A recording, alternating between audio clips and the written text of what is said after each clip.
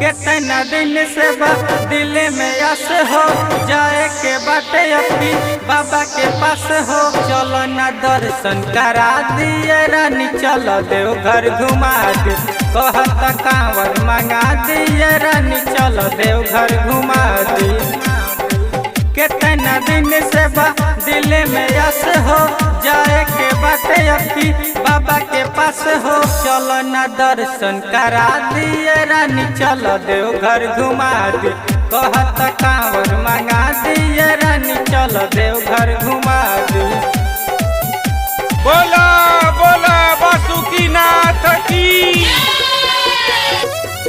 कहत कांवर मंगा दिए रानी, चलो घर घुमा दे।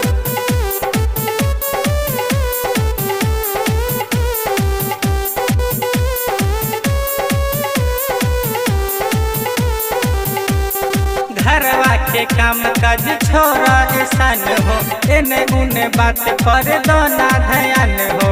एने उने बात पर दो ना ध्यान हो। घरवा के काम काज छोरा ऐसान हो, एने उने बात पर दो ना ध्यान हो। गौवा के लोगवा तो बनले बगोरिया, किनी के लाइल बनी गिरवा असोरिया।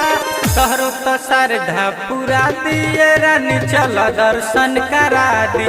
कहत कांवर मंगा दिए रानी, चलो दर्शन करा दी। कहत कांवर मंगा दिए रानी, चलो घर घुमा दी। बोला बोला देवघर वाले बाबा की।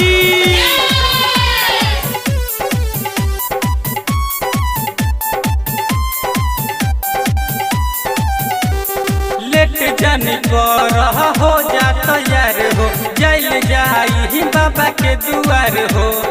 जल जाई बाबा के दुआर हो।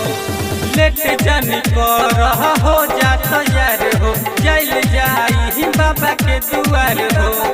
करन रोहित जइहे पहरिया, मेला घूमल जाई शिव के नगरिया। जितेंद्र के गाना बजा दिए रानी, चलो देव घर घुमा दी। कहत कांवर लिया दिए रानी, चलो देव घर घुमा दी। कितना दिन से दिल में आस हो जाए के बाटे अभी बाबा के पास हो। आ चलो ना दर्शन करा दिए रानी, चलो देव घर घुमा दी। कहत कांवर मंगा दिए रानी, चलो देव घर घुमा दी। कितना दिन से दिल में आस हो जाए के बाटे अभी बाबा के पास हो। चलो ना दर्शन करा दिए रानी, चलो देव घर घुमा दे।